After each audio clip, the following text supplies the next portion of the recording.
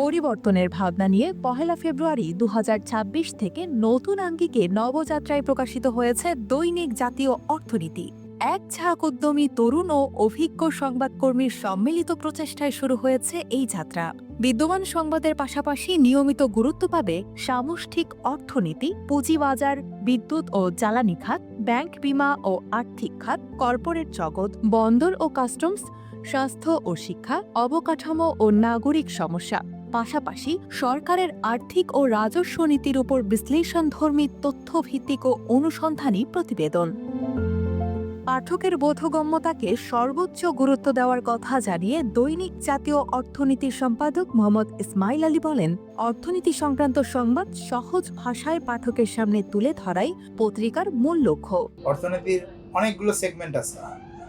আপনি যদি শুরু করেন একেবারে ছোট একটা মুদি দোকান থেকে শুরু করে বড় শিল্পপতি, বাংলাদেশের একেবারে সংসারের সামান্য বাজার কেনাকাটা থেকে শুরু করে সরকারের বাজেট, টোটালটাই অর্থনীতির অংশ। ইভেন মানুষের মাঝে এখন অর্থনীতি নিয়ে এত সচেতনতা, আপনি যদি মেট্রো রেল দিয়ে ভ্রমণ করেন দেখবেন যে কলেজের স্টুডেন্টরা এখন আগে যেখানে বিভিন্ন ধরনের শিল্প সাহিত্য নিয়ে আলোচনা করতো, তারা এখন অর্থনীতির বিভিন্ন টপিক নিয়ে আলোচনা করছে। ট্রাম্প কেন ভেনেজুয়েলায় আক্রমণ করলো, ভেনেজুয়েলার তেলের মজুদ কীরকম, সেটা বিশ্ব অর্থনীতির কীভাবে প্রভাবিত করবে, ইরানের উপর নিষেধাজ্ঞা দিলে সেটা বিশ্ব বাণিজ্য কীভাবে প্রভাবিত করবে, এই সমস্ত বিষয় নিয়ে তরুণরা আলোচনা করছে। তো মানুষের এখন আগ্রহের দিকটা আস্তে আস্তে চলে যাচ্ছে অর্থনীতির দিকে। অর্থনীতির এই সমস্ত সেগমেন্টকে আমরা তুলে আনতে যাচ্ছি জাতীয় অর্থনীতির মাধ্যমে। এক্ষেত্রে আমাদের কোর প্রায়োরিটি থাকবে সামষ্টিক অর্থনীতির ব্যাংক সেক্টর, ব্যবসা বাণিজ্য, উদ্যোক্তা উন্নয়ন, তথ্য প্রযুক্তি, অবকাঠামো, গ্রামীণ যোগাযোগ, বিদ্যুৎ, জ্বালানি, এই সমস্ত খাত।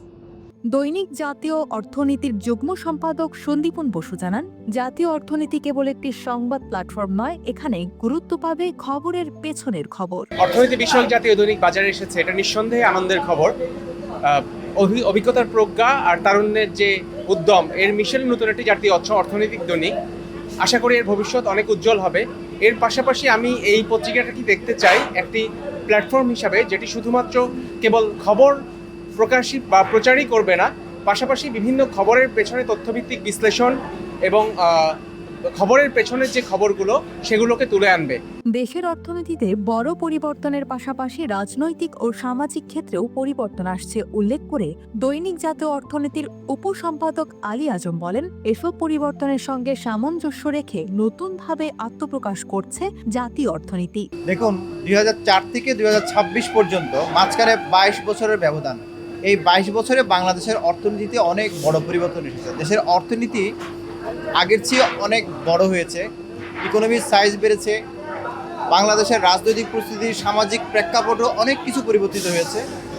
এই পরিবর্তিত সময়ের সঙ্গে তাল মিলিয়ে নতুন করে কন্টেন্ট দিতে হলে পত্রিকাটাকে নতুন করে সাজানো প্রয়োজন ছিল।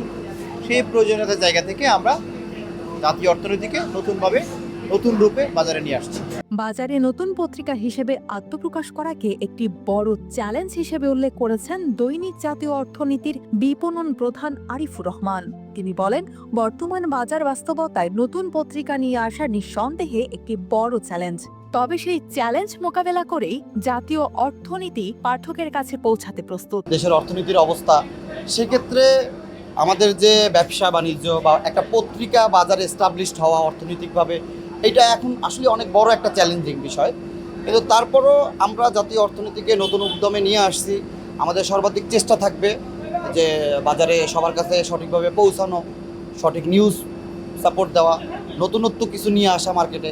তো ইনশাল্লাহ আমরা আশাবাদী পত্রিকাটা এমনভাবে আমরা দোরগোড়ায় মানুষের পৌঁছে দিতে পারবো, এবং প্রত্যেকটা প্রতিষ্ঠানে। আর এটা যেহেতু বিশেষ করে অর্থনৈতিক একটা দৈনিক, অর্থনৈতিক বিষয়ে অনেক বাংলাদেশে অনেক পত্রিকা আছে, আর জেনারেল পত্রিকা তো অনেক আছে, আর বিজনেস ডেইলি যেহেতু বাংলায় খুব কম, তো সেক্ষেত্রে আমরা মনে করি যে আমাদের জন্য খুব একটা বেশি কঠিন হবে না। ইনশাল্লাহ আমরা আগামীতে সাকসেস দিতে পারবো, ইনশাল্লাহ, এটা আমরা আশাবাদী।